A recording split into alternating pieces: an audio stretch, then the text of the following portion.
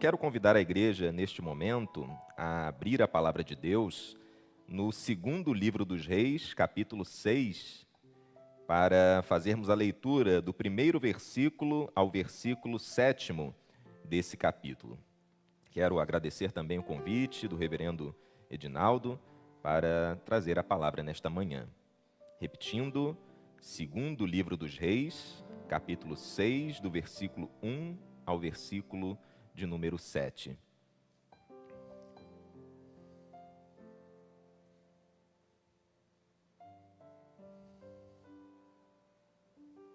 Amém? Assim diz a palavra do Senhor. Disseram os discípulos dos profetas a Eliseu: Eis que o lugar em que habitamos contigo é estreito demais para nós.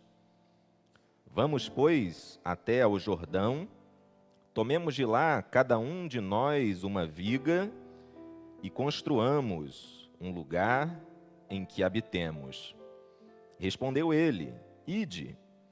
Disse um: Serve-te de ires com os teus servos? Ele tornou: Eu irei. E foi com eles. Chegando ao Jordão, cortaram a madeira. Sucedeu que, enquanto um deles derrubava um tronco, o machado caiu na água. E ele gritou e disse: Ai, meu senhor, porque era emprestado.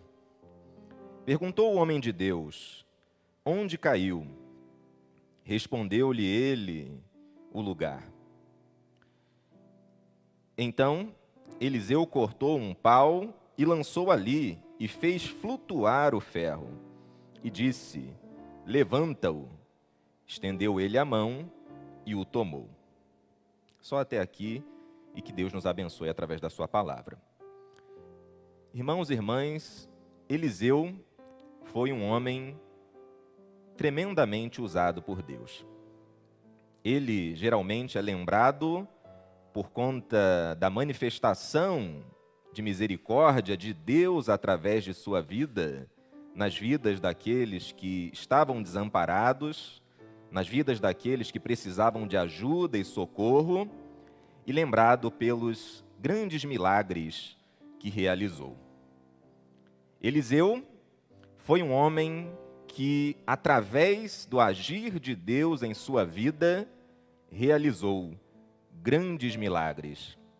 Um exemplo é o caso de Naamã, que estava leproso e, através de Eliseu, ele veio a receber a cura do Senhor. E este texto nos chama a atenção porque ele não fala de algo grandioso vindo da parte de Deus. Aqui nós estamos diante de um episódio que envolve Eliseu, que não falava de um mar vermelho se abrindo, não falava, por exemplo, também de um rio Jordão se abrindo, não falava de algo que nós podemos considerar no dia a dia como sendo tremendo, maravilhoso, impactante. Fala de uma simplicidade, de um fator, de uma questão do cotidiano. Fala de um problema que surgiu em meio a uma atividade desenvolvida para Deus, para o crescimento da obra de Deus. Como nós fizemos a leitura, os discípulos dos profetas, aqueles que pertenciam a um centro de formação profética em Israel, que tinha a condução do profeta Eliseu, disseram ao profeta que o lugar no qual eles estavam, aquele lugar de aprendizado, aquela escola, aquele espaço, era pequeno demais para eles. Estava estreito demais.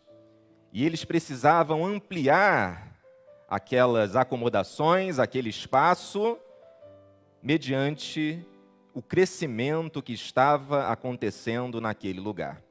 Nesse tempo, Eliseu era um profeta do Reino do Norte, Israel estava envolvido com idolatria, apostasia, esfriamento na fé, e mesmo assim, a obra de Deus naquele lugar estava florescendo.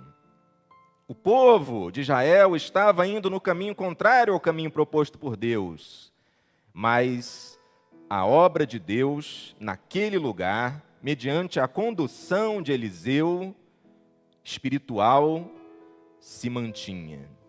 Não importa o que está acontecendo à nossa volta.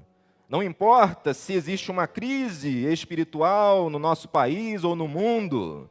Nós somos chamados para fazermos a obra de Deus.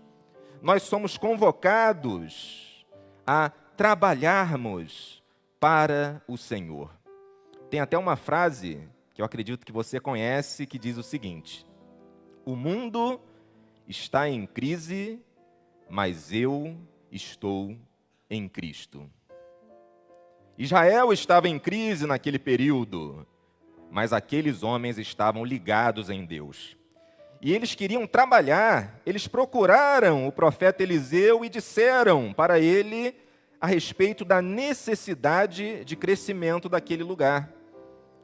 Eles estavam envolvidos de tal maneira com a obra que eles não se colocaram na chamada zona de conforto. É um termo muito utilizado e que alguns trazem para o meio cristão e falam sobre uma zona de conforto espiritual, que significa uma estagnação na fé.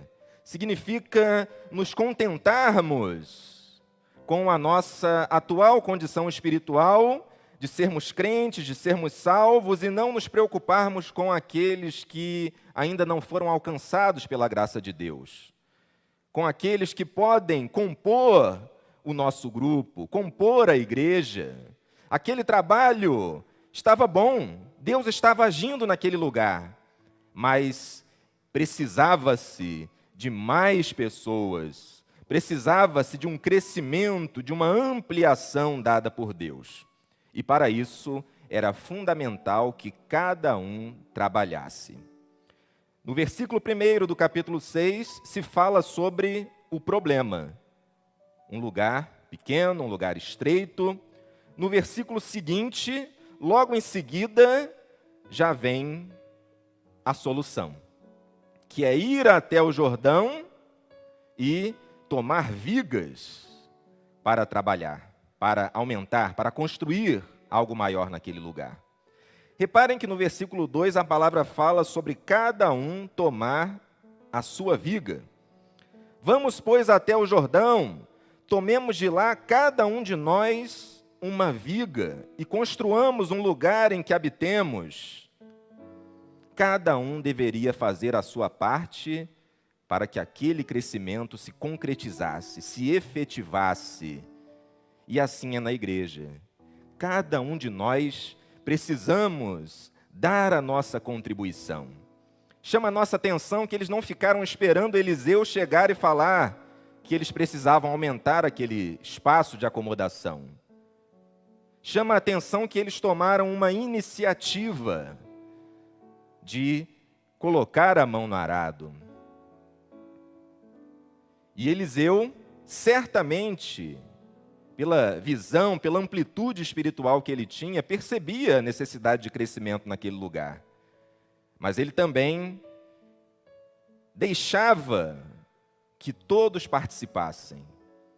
Ele esperava também a participação dos discípulos dos profetas, daqueles jovens que estavam sendo preparados para a atividade profética em Israel. E eles chamaram Eliseu. E Eliseu aceitou de imediato ir com eles até o Jordão para aquele trabalho para Deus. Um princípio importante que podemos colher dessa atitude deles falarem com Eliseu é o princípio da submissão. O profeta Eliseu era autoridade espiritual naquele lugar. E era necessário, era fundamental que ele fosse procurado para que algo fosse feito naquela localidade, naquele trabalho, naquele seminário, se assim podemos dizer, um seminário antigo de formação de homens de Deus.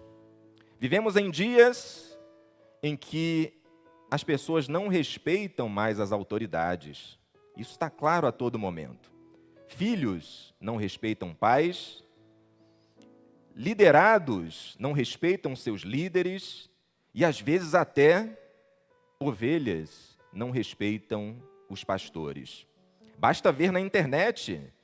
Às vezes, algumas pessoas são hostis nos comentários, no YouTube, no Facebook, com relação a alguns pastores.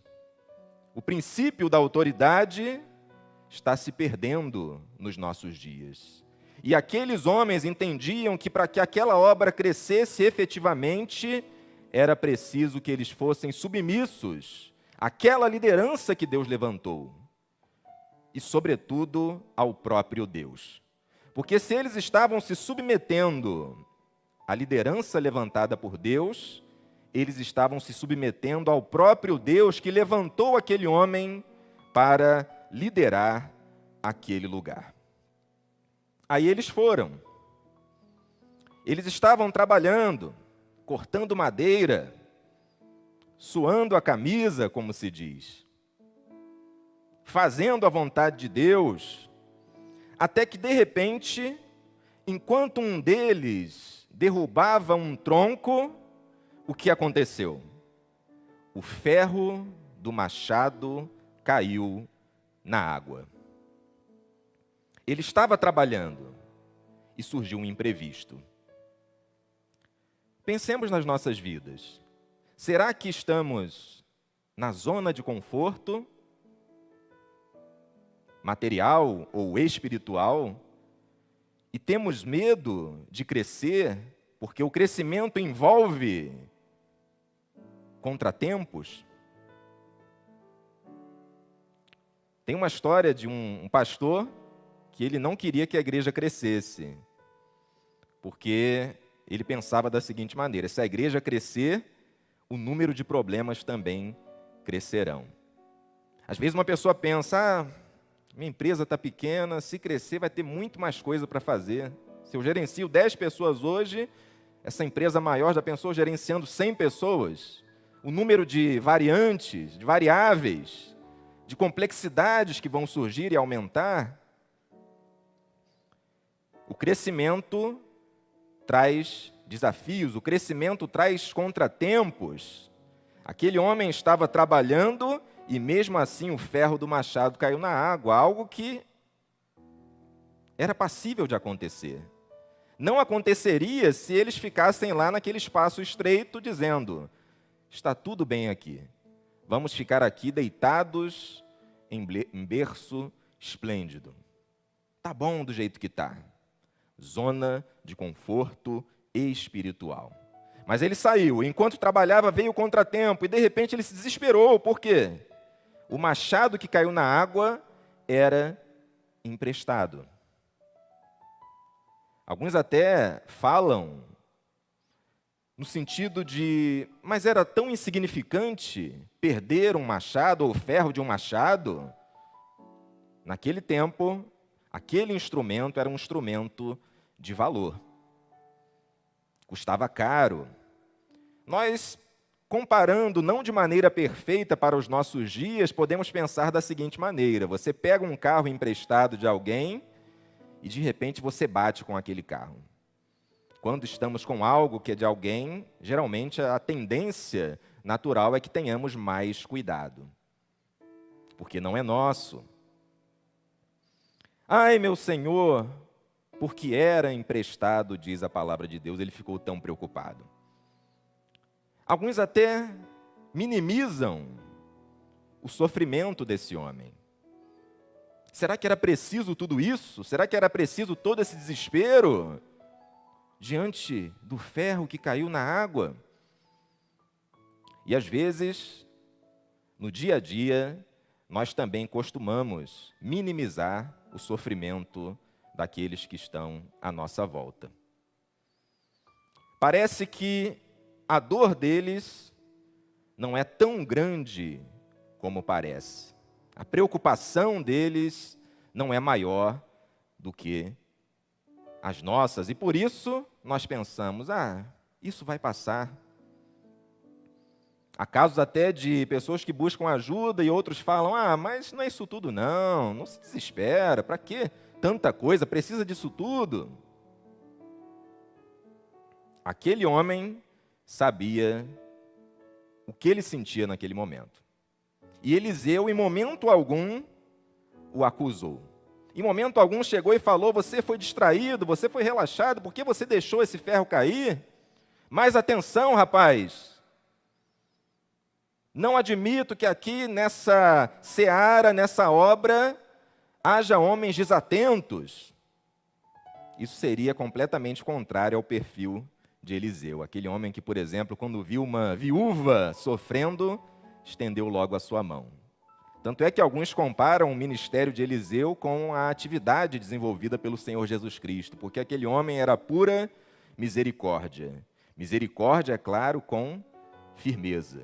Ele era firme e misericordioso. Por que Deus dá tanta atenção para um detalhe como esse? E faz questão de mostrar um homem preocupado com esse detalhe. Porque, meus irmãos, os detalhes fazem toda a diferença nas nossas vidas. Às vezes pensamos somente no macro e nos esquecemos do micro. O grande é mais visível, mais perceptível, de modo que ele pode abafar aquilo que é pequeno. Nós estamos aqui, por exemplo, adorando a Deus nesta manhã. Quantos detalhes foram necessários, estão sendo necessários para que esse culto aconteça? Cada detalhe é importante. Eu lembro que lá no gabinete eu estava um pouco enrolado aqui com esse microfone, o reverendo Edinaldo mostrou como é que faz, onde aperta, um pequeno detalhe. Mas se o microfone não funcionar, não há quem pregue, os irmãos não têm a possibilidade de ouvir o pregador. Aqui a Bíblia está nos convidando a nos atermos aos detalhes que são importantes. Num relacionamento familiar, por exemplo, às vezes um bom dia, um obrigado, uma gentileza, por menor que seja, faz toda a diferença para um relacionamento saudável. Certa vez, um pastor estava com tanta unção de Deus na vida dele, que caminhando pelas ruas, desejando a paz de Cristo para todos que se encontravam à sua frente, de repente ele se deparou com um mendigo. Isso não é uma história ilustrativa não, é um caso real. E aquele mendigo não esperava que fosse ser saudado por aquele pastor, porque ele já estava acostumado a ser invisível. Até que o pastor chegou para ele e disse: Deus te abençoe, sorriu para ele. E aquele mendigo ficou tão feliz com aquilo, que pegou uma das suas moedas que ele ganhava de esmola e deu para o pastor. Ele se sentiu recompensado com aquele sorriso e com aquela palavra daquele pastor. Um determinado professor de seminário, do seminário do Rio de Janeiro, em determinada aula, contou uma de suas experiências, ligadas aos detalhes da vida e do ministério. Ele estava agitado no seu pastoreio, lá no Rio de Janeiro, uma igreja com muitas demandas, e um dia ele estava atrasado para chegar à igreja e desenvolver lá um trabalho específico. Aí, um homem tentou falar com ele para vender, lá no Rio a gente chama camelô, não sei como é aqui, né? Para vender um produto, e ele ignorou aquele homem e foi direto para pegar o trem. Até que de repente, esse pastor, quando estava chegando perto do trem, já atrasado, decidiu se atrasar mais um pouco. Ele pensou da seguinte forma: não, aquela vida é importante, eu ignorei aquele homem. Eu agi como se não tivesse ninguém na minha frente. Ele voltou, pegou um folheto, entregou para aquele rapaz e disse: Jesus Cristo veio ao mundo para te salvar. e foi embora, seguiu o seu caminho. Não se sabe se aquele homem se converteu, mas esse detalhe certamente foi significativo na vida daquele vendedor de rua. Precisamos, repito, estar atentos aos detalhes. Aquele ferro que caiu na água, conquanto fosse pequeno diante daquela obra desenvolvida, diante do ministério de Eliseu em Israel, era necessário para a construção daquele espaço. Sem aquele machado, um pouco daquela obra, um fragmento daquela obra, teria atraso. E vem uma pergunta para nós: como eu posso ser benéfico ou benéfica na vida de alguém, me atendo aos detalhes? De repente eu estou falando com pessoas que são muito ocupadas. Mas eu não tenho tempo de falar, explicar a Bíblia para alguém. Eu trabalho quase que 20 horas por dia. Meu dia a dia é muito atribulado de atividades. Mas sempre há algo que podemos fazer. Eliseu trouxe tranquilidade para o coração daquele discípulo. É outra informação que o texto nos traz. Enquanto ele estava com a sua alma agitada, Eliseu calmamente perguntou: onde caiu esse ferro? Aí o discípulo foi lá e mostrou a localização. Então Eliseu cortou um pau e lançou ali, e fez o ferro flutuar.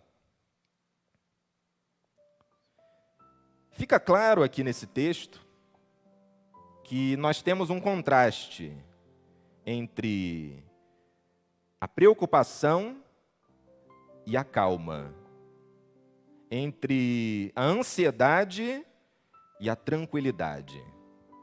Eliseu aqui está representando a calma, a tranquilidade, está aqui representando a pacificação de Deus para um coração.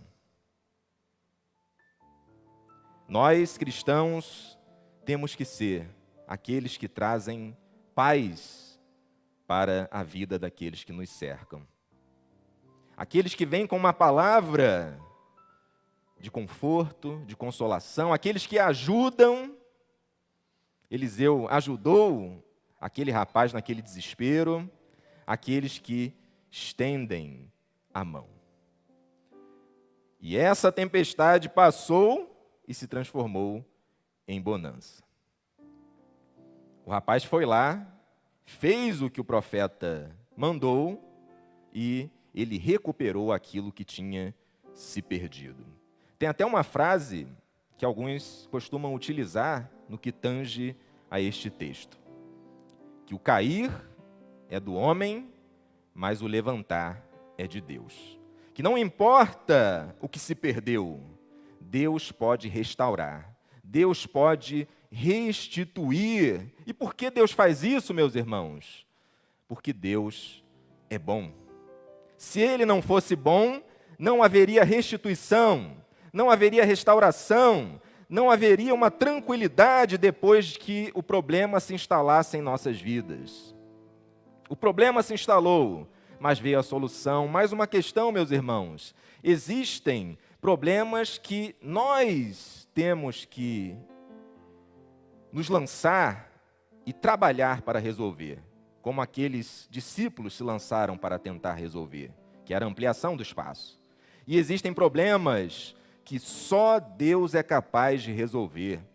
À luz da física, não existe nada que comprove que um pedaço de pau lançado sobre as águas vai fazer um ferro flutuar. De repente, alguém, em algum lugar da história, pode ter tentado fazer essa experiência para ver se tratava de algo natural. Não, nós estamos diante de um milagre. um milagre que é uma intervenção divina, é o poder de Deus fazendo aquilo que nós naturalmente não podemos fazer. Nós não fazemos milagres. Nem Eliseu era capaz de fazer milagres. Quem faz milagres é o próprio Deus. Repetindo, o que é para nós fazermos, devemos fazer, conforme as nossas forças. Cortar ali o tronco das árvores, significando trabalho, mãos à obra, indo à luta, fazendo acontecer. Mas tem um departamento que não pertence a nós, que é o departamento do milagre, do sobrenatural, que pertence somente a Deus. E o próprio Deus é aquele que nos fortalece para fazermos o que devemos fazer. Nós não estamos sozinhos quando empregamos a nossa força. Existe um Deus que nos impulsiona através do seu Santo Espírito para que aquilo aconteça.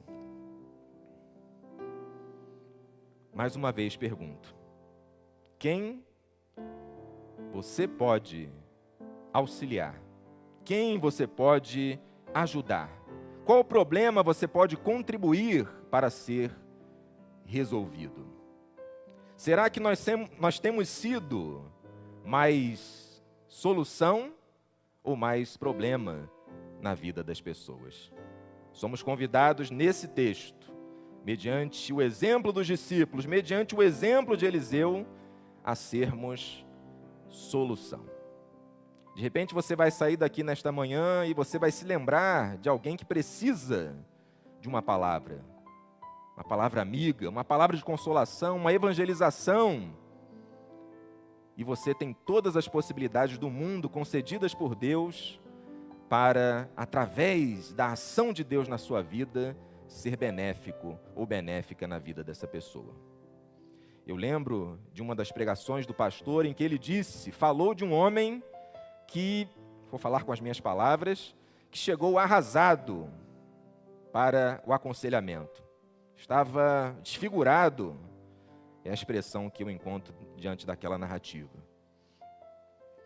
E ali o pastor foi ministrando a palavra na vida daquele homem, falando da Bíblia, aconselhando, e no momento em que aquele homem saiu do aconselhamento, o seu semblante já era outro. Ele já era uma pessoa diferente. A gente ali ouvindo, sentado nos bancos, pelo menos para mim, passou a impressão de um homem que estava com 1 tonelada sobre os seus ombros de peso. E de repente todo aquele peso saiu e ele se tornou uma pessoa leve por conta de uma ação benéfica do pastor. Mas, meus irmãos, não devemos esperar somente do pastor, somente da liderança. Nós também somos chamados para esse trabalho, para essa colaboração, para esse participar da obra do Senhor. E eu vejo aqui, nesta manhã, irmãos que estão diante de águas nas quais o ferro do machado está flutuando. Eu vejo aqui nesta manhã solução de Deus para muitos e muitos problemas. E podemos trocar a palavra problema por desafio. Existem alguns contextos nos quais é proibido falar problema e é recomendado falar desafio. Eu vejo superação de desafios. E para que isso aconteça, à luz desse texto das Sagradas Escrituras, é preciso fazer, é preciso se movimentar, é preciso, concluindo, sairmos da zona de conforto espiritual. Para que Deus faça aquilo que nós não podemos fazer. E para que os dons e talentos que Ele nos deu sejam colocados à disposição do reino de Deus. Amém? Vamos orar? Eterno Pai, nós cremos que assim como o Senhor realizou grandes obras na vida e através da vida de Eliseu, o Senhor também pode realizar grandes obras através da vida de cada um que se faz aqui presente. Queremos, ó Pai, que o Senhor esteja à frente das nossas decisões, à frente de tudo aquilo que nos dispormos a fazer. Sabemos, Senhor, que a nossa dependência de Ti é total, é completa. Sabemos, Senhor, que existem detalhes das nossas vidas que necessitam totalmente da Tua atenção.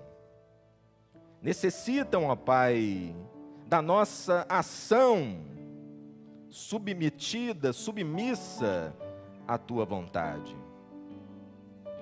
Que estejamos atentos, Senhor, às necessidades daqueles que estão à nossa volta.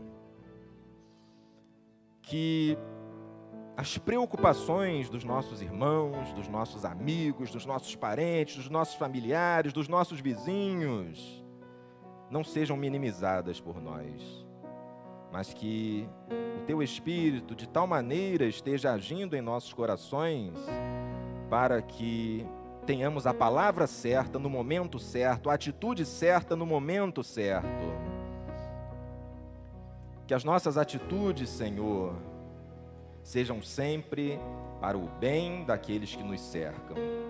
Queremos ser, ó Pai, benéficos como Eliseu foi em Israel, como Eliseu foi na vida específica de cada pessoa que se colocou à sua frente, grandes e pequenos, com problemas extremos e problemas considerados por muitos irrelevantes.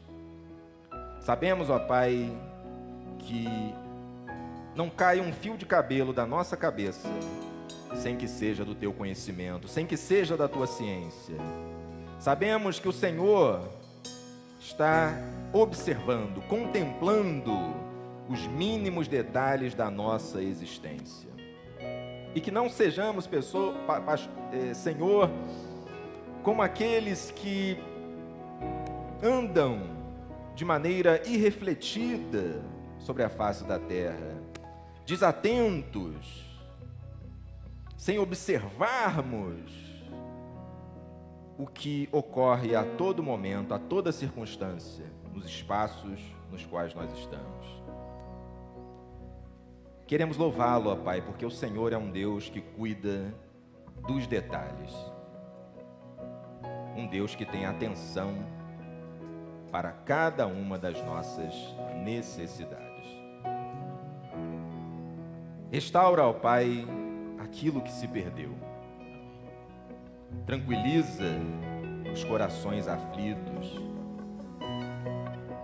e que sejamos aqueles que, mediante o Teu poder, trarão a consolação, trarão a solução para os que precisam.